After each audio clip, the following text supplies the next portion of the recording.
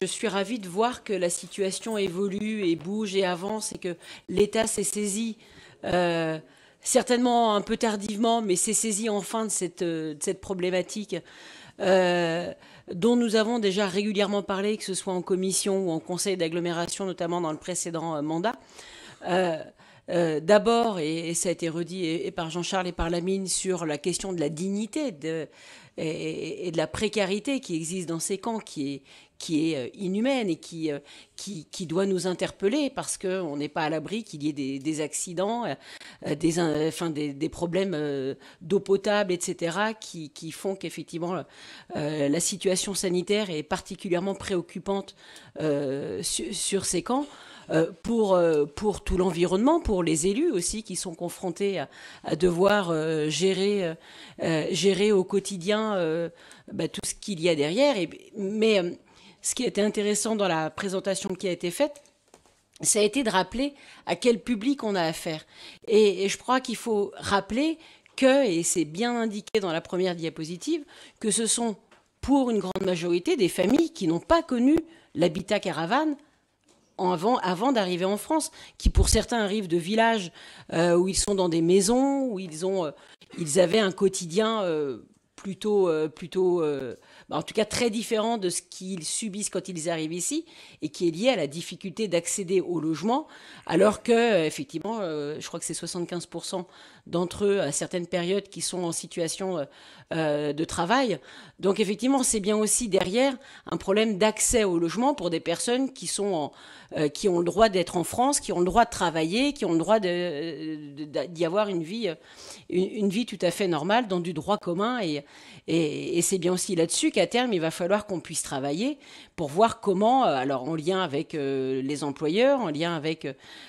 toutes les personnes concernées, on peut aller encore plus loin dans l'accès au logement. Alors sur les sites, les sites qui sont évoqués, moi j'encourage, on avait eu l'occasion d'en parler, notamment sur la situation d'Aubervilliers, où j'avais pu voir moi une vidéo de la manière dont ça se passait, et je pense qu'effectivement c'est tout à fait encourageant et que ça peut accompagner de manière sociale aussi les familles, et que c'est plutôt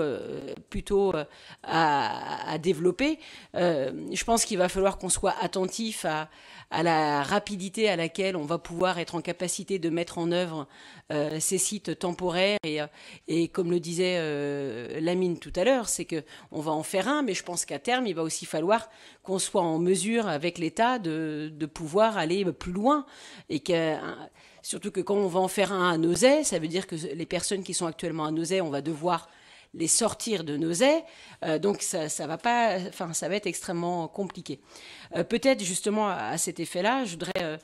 saluer l'une des phrases de la délibération qui met l'expérience montre que la politique d'expulsion de ces campements ne parvient ni à réduire le nombre de personnes mal logées, ni le nombre de camps sur le territoire. Enfin, c'est pas faute de l'avoir dit que les expulsions ne règlent rien du problème, elles ne font que le transposées ailleurs, et elles rendent compliquée la scolarité, parce que quand des familles ont leurs enfants qui vont à l'école et que le matin on nous prévient, je dis nous parce que c'est des situations auxquelles j'ai été à titre professionnel confronté, les familles nous appellent en nous disant désolé, il y a la police, on va pas venir aujourd'hui, puis on les rappelle quelques jours après pour savoir où ils sont, mais ils sont partis à Trélazé, ils sont partis ailleurs, et c'est extrêmement compliqué derrière parce qu'on peut plus suivre la scolarité dans ces conditions. Donc de fait, ça ne règle en rien la situation, et je pense même que ça l'empire finalement. Donc qu'enfin l'État accompagné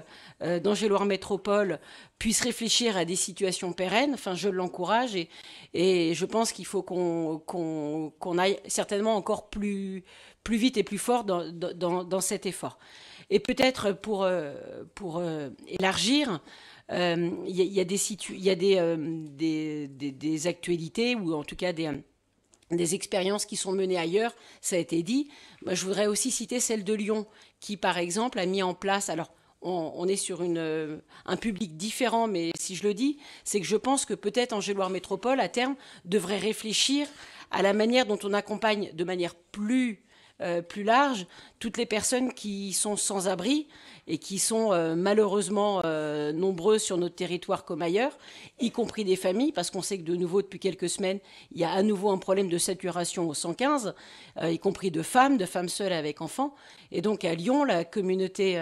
urbaine, la métropole, a mis en place des villages de tiny house, par exemple, pour les mères célibataires. Jusqu'à l'âge de 4 ans, elles ont accès à ce village de tiny house avec un accompagnement social. Donc je pense que c'est aussi peut-être à terme un sujet sur lequel on pourrait réfléchir pour que Angers-Loire Métropole, aux côtés de l'État, aux côtés de la ville d'Angers et des communes intéressées, puisse aller plus loin dans la démarche de l'accompagnement des personnes sans abri. Merci.